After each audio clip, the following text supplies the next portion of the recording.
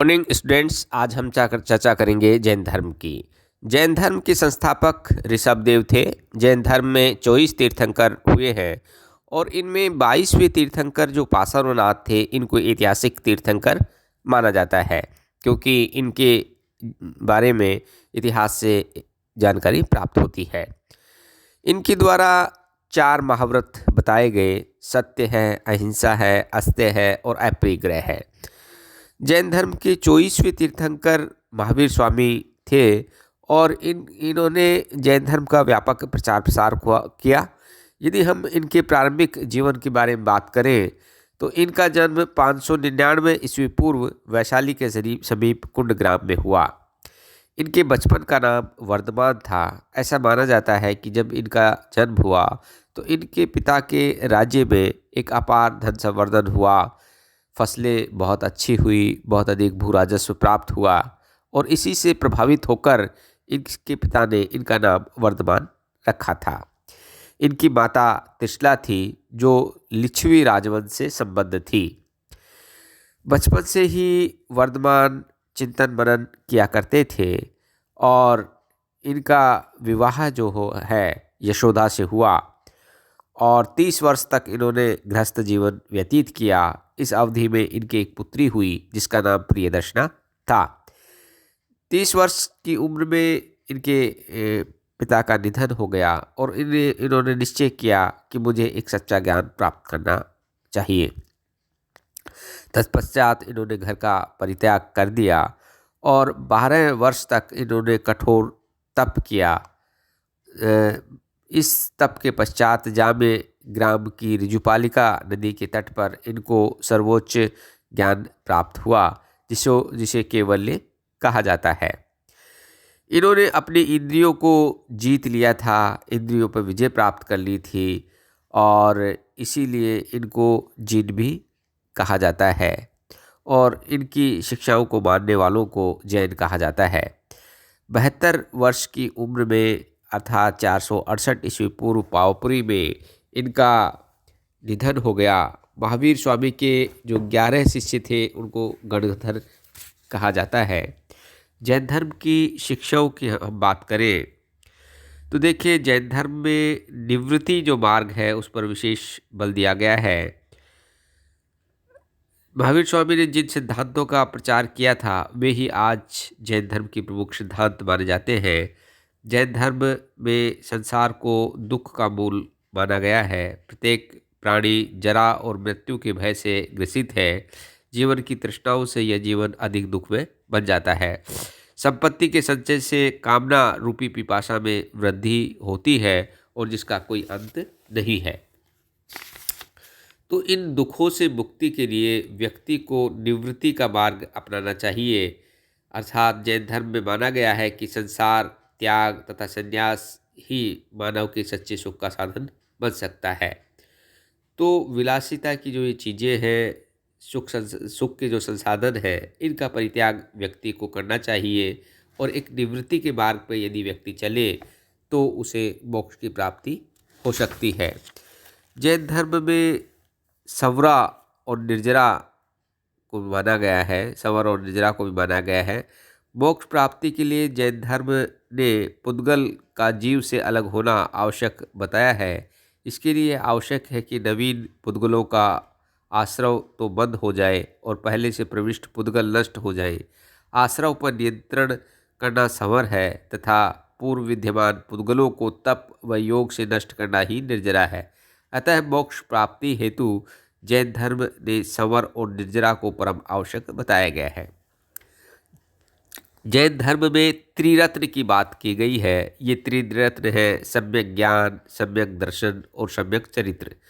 सम्यक ज्ञान से तात्पर्य है किसी वस्तु के सही स्वरूप को जानना और सम्यक दर्शन है अर्थात उस स्वरूप के प्रति श्रद्धा भाव और सम्यक चरित्र है उस सही स्वरूप को अपने आचरण में धारण करना।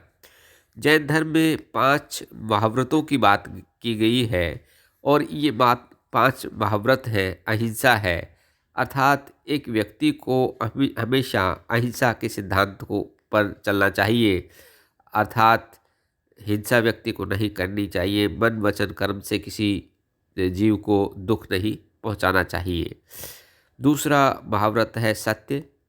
महावीर स्वामी ने कहा कि हमेशा व्यक्ति को सत्य वाचन करना चाहिए और उन्होंने अपने अनुयायियों को उपदेश दिया कि प्रत्येक को अपने जीवन में सत्य का सुमधुर संभाषण तो करना ही चाहिए, पर अप्रिय सत्य से भी बचना चाहिए। हास्य विनोद में भी असत्य नहीं बोलना चाहिए। अस्त्य बिना अनुमति के किसी अन्य वस्तु को ग्रहण न करना ही अस्त्य कहलाता है। सरल शब्दों में हम इसे चोरी न करना कह सकते हैं। अपरिग्रह से तात्पर्य है व्यक्ति को जितनी चीज की आवश्यकता है उतनी ही चीज का संग्रह करना चाहिए। आवश्यकता से अधिक जो चीज है उसका संग्रह व्यक्ति को नहीं करना चाहिए। ब्रह्मचर्य से तात्पर्य है कि वासनाओं का जो है व्यक्ति को परित्याग करना चाहिए। जैन धर्म में ईश्वर में अविश्वास व्यक्त किया गया है। जैन धर्म एक प्रकार से अनिश्वरवादी धर्म भी है, क्योंकि इस धर्म में तीर्थंकरों ने ईश्वर के प्रति अविश्वास व्यक्त किया है। वे परमात्मा कोई सृष्टि का रचयिता नहीं मानते। उनका विश्वास है कि संसार शाश्वत है, अनंत तथा अनादि है। जैन धर्म की मान्यता है कि प्रकृति और आत्मा दो तत्व हैं। मनुष्य का निर्माण इन दोनों तत्वों के मिश्रण से हुआ है। वेदों की प्रामाणिकता में भी विश्वास नहीं किया गया है जैन धर्म में। जिस प्रकार जैन धर्म ने ईश्वर में अविश्वास व्यक्त किया है, उसी प्रकार से वेदों में भी उसने अविश्वास व्यक्त किया है। जैन धर्म के सप्तभंगिनी सिद्धांत के अंतर्गत वेद वाक्य सर्वमान्य एवं प्रमाणिक नहीं ठहरते। जैन धर्मावलंबी वेदों को केवल मानव कृति तथा ब्राह्मणवाद से प्रभावित मानते हैं। आत्मा में विश्वास। जैन धर्म बौद्ध धर्म की भांति अनात्मवादी नहीं है, वह आत्मा में विश्वास करता है। जैन धर्म में माना गया है कि आत्मा जो है वो अजर अमर है और आत्मा एक व्यक्ति की मृत्यु के पश्चात एक नया स्वरूप धारण कर लेती है। साथ ही अनेकात्मवाद को भी माना गया है। जैन धर्म में कहा गया है कि प्रत्येक जो जीव है उसमें आत्मा होती है, तो अनेकात्मवाद की स्थिति भी इस संसार में व्याप्त है। कर्म की जो प्रधानता है उस पर विशेष बल दिया गया है। जैन धर्मावलंबी कर्म की प्रधानता को मानते हैं। बंधन सिद्धांत से भी स्पष्ट हो चुका है कि मनुष्य को इस जगत में बार बार अपने पूर्व जन्म के कर्मों का फल भोगने हेतु आना ही पड़ता है। इसलिए व्यक्ति का ये प्रयास होना चाहिए कि इस जन्म में व्यक्ति अच्छे कर्म करे और त्याग और तप पे मार्ग पे चलकर पूर्व जन्म के जो दुष्कर्म हैं उनको भी नष्ट करने का प्रयास करे। इसके पश्चात जैन धर्म में शादवाद और अनेकात्मवाद का सिद्धांत आता है। शादवाद वस्तु के स्वरूप से संबंध है और अनेकात्मवाद उस स्वरूप को अभिव्यक्त करने की पद्धति है। एक जो वस्तु है उसमें अनेक गुणधर्म होते हैं। व्यक्ति अपनी सीमित बुद्धि से वस्तु के संपूर्ण स्वरूप का वाचन नहीं कर सकता। इसके लिए ज्ञान की आवश्यकता है, अर्थात व्यक्ति जिस अपेक्षा विशेष से कथन कहता है उससे वह सत्य है, अन्य से नहीं। अर्थात एक वस्तु के स्वरूप को जैन धर्म के अनुसार 7 तरह से व्यक्त कर सकते हैं। शाद अस्ति, शाद नास्ति, शाद अस्ति च नास्ति, शाद अव्यक्तम, शाद अस्ति च अव्यक्तम, शाद नास्ति च अव्यक्तम, शाद अस्ति च नास्ति च अव्यक्तम। जैन धर्म में ये जो शादवाद का सिद्धांत है इसको सप्तभंगिनी सिद्धांत भी कहा जाता है। इसके पश्चात जैन धर्म में जैसे मोक्ष की बात भी की गई है, अर्थात निर्वाण जो जीवन का अंतिम सत्य माना गया है। और जैन धर्म की मान्यता है कि मानव अपने जीवन के चरम लक्ष्य मोक्ष पर तभी पहुंच सकता है जबकि वह अपने पूर्व जन्मों के कर्मों के फल का दमन कर सके और वर्तमान जीवन में कर्म फलों में अस्पृश्य रहे। जीवन में भौतिक तथा आत्मिक दोनों तत्व विद्यमान रहते हैं। इन दोनों तत्वों में सदैव संघर्ष चलता रहता है। भौतिक तत्व अधोगामी होने के कारण मनुष्य को नीचे की ओर दबाए रखने का प्रयास करता है, परंतु निर्वाण प्राप्ति पर भौतिक तत्व को विनाश को प्राप्त हो जाता है। अर्थात व्यक्ति को इस जन्म में अच्छे से अच्छे कर्म करने चाहिए ताकि उसे